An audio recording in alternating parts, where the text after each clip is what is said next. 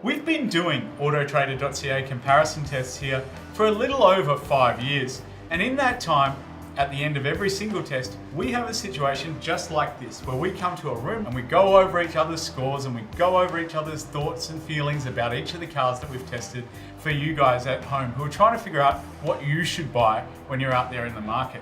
So with me today, I've got our managing editor, Michael Bettencourt. I'm senior editor, Jacob Black, and two of our very regular contributors. We've got Stephanie Wallcraft, who's an award-winning writer and an AJAC member and knows a lot about cars, and Peter Bleakney, who is Peter Bleakney.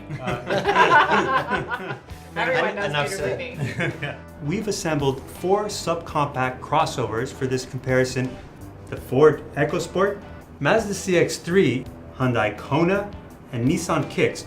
So we look at interior, exterior, performance, handling, comfort, cargo. I mean, the range is vast. And yes, some vehicles like the Ford EcoSport didn't do as well as the others, and in fact it ended up 4th out of our 4. You know, to me it seemed like it was a very European car. It's very small, it had a weird rear hatch opening that opened sideways instead of upwards. It hurt it on the sort of practicality side of things, but I do think it had some features that were useful to folks. I mean, it was the only one to offer a Navi system. That engine, though, I noticed, it's a rough sounding engine. It's not a smooth. Yeah, which is enjoyable. weird because inside the car, you don't really get that sense so much. And the transmission that goes with it is, it feels like a CVT. You and I It both really, said that. it really does. It really does. holds on to gears for a really long time, and it makes the whole thing feel kind of buzzy and not all that engaging. And just so we can, Here we go. let's just put this right down the line right now. Yeah. Nobody in 5 years' time is going to call this an EcoSport.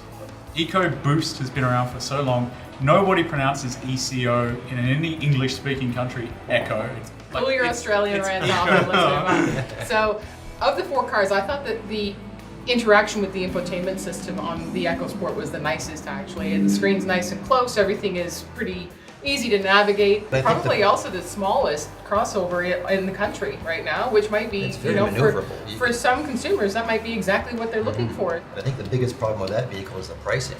I think Yeah. Ford has been a little optimistic on how they're pricing it because it's pretty high when you consider it's front-wheel drive. It's always tough with Ford because their higher MSRPs tend to mean that they don't score as well in our test value-wise, but then when you actually look at Ford of Canada's website, they're already discounting it off the site. Right. And it still didn't feel as dated as our third place car, that Mazda CX-3. I felt like That's that. a good point. Felt like it had been around a lot longer, and it's starting to tire out.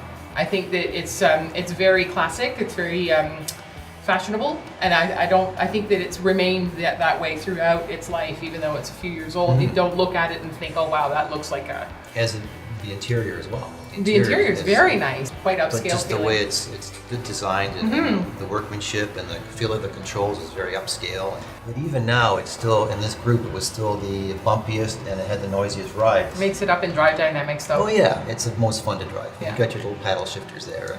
Yes. It's really good steering, and I mean, right. it is an enjoyable vehicle to drive. yeah, no doubt about it. And I mean, it's tight in the back seat, but really it's the dynamics of it that kind of make it shine. Absolutely. And even the high-end touches inside. So I know it has the rotary controller that is usually on the upscale luxury cars.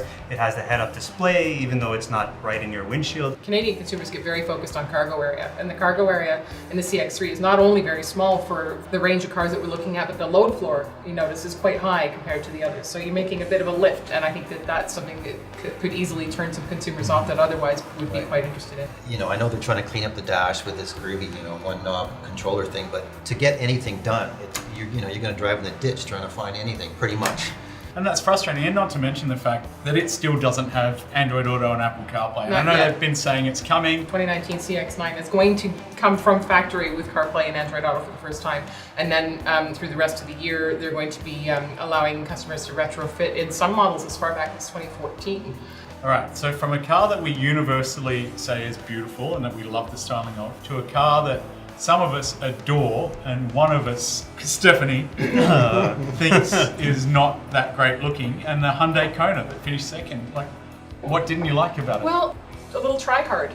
Like it's trying very hard to look butch and off-roady, and You know what? I think it lives up to its styling a little bit more when it's in the 1.6 turbo configuration with the turbocharged engine, where it's a bit more peppy, a bit more ready to up and go. Whereas the one that we tested here was the 2-liter 4-cylinder naturally aspirated engine, which I find doesn't have nearly as much energy. Well, the feature list is good, and you can still get a 1.6 for less than 30k in the Kona. One thing about the Kona though, the Kona that we tested, it was 147 horsepower, and that was only 1 horsepower off the Mazda CX-3. All of these cars sort of target that youthful millennial sort of audience, and in the Kona at the front there you've got the single USB port and then 2 of those cigarette lighter style 12-volt outlets. It's like, how old are we here? 1997 or something. Wow. I mean, so the Kona finished second, and it had polarizing styling with a pretty bright color palette. The car that won, very much our least expensive car, also has some pretty polarizing styling and some interesting color palettes. I like the Kicks. The two-tone was pretty cool, the orange roof and the silver gray bottom. It just looked kind of youthful and fun. I loved how they tied it into the interior. Yeah, the orange stitching. I thought the car drove really nicely. It was very peppy and fun, and it had a decent ride, decent handling. Yeah, I mean, it definitely feels light on its feet, but I found just a little bit that it didn't have the quality feel of some of the others. You get some really great features at this price point, like the 360-degree camera. That was a surprise. Yeah. That's a rich looking dashboard. That gauge cluster doesn't look like a $24,000 car. And the cargo space. Holy cow, that's some TARDIS level magic that they've worked in the back there to get that much space in under the second row. It far and away led this group. Yeah, probably a lot of it has to do with the fact that it's not available with all-wheel drive, so they don't have to make room for all that mechanical business down there. That's a good point. And I think a lot of people are going to miss that though. Like a lot of people want all-wheel drive, I think, Well, in that's their a problem crossover. in Canada. Yeah. 2 things about the Kicks that I really liked. One, it had the folding down armrest, and where the tachometer would traditionally be, it could be changed to whatever it was you wanted. Put it on your radio station, you can put it on Navi directions. You should also mention that Kicks had the best fuel mileage.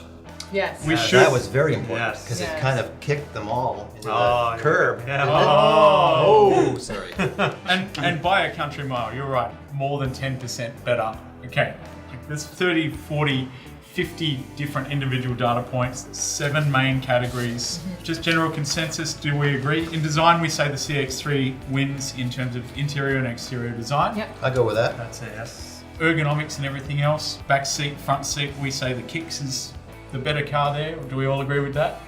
Yeah, it's definitely the roomiest in the back. An interior, which we mean to be, the features and also the cargo space. The Nissan Kicks was the winner in that section as well. We'd agree with that. Yeah. Suspension and chassis wise, the Hyundai Kona, we said had the best road manners. Do we agree with that? Yeah, that sort of surprised me that the CX3 didn't come out ahead of that one. And what we try and do as well is tweak this so that the handling characteristics don't overwhelm us. It's easy for us as enthusiasts to score something big for handling, but really it's important to also think about ride comfort and noise vibration. And Kona coming out on top of that is the right result. Yeah. The CX3, one for powertrain, most powerful, most torquey, paddle shifters that Peter loves. Do we all agree with that? Yes. Fuel economy, I mean, that's objective. We know what the numbers were, the Kicks came out, and the Kicks won for value, and that was the final nail in the coffin for everybody else there. Do we agree with that? Yeah, absolutely. There's no question. So there we have it. A hands down winner in this, our most recent subcompact crossover comparison test.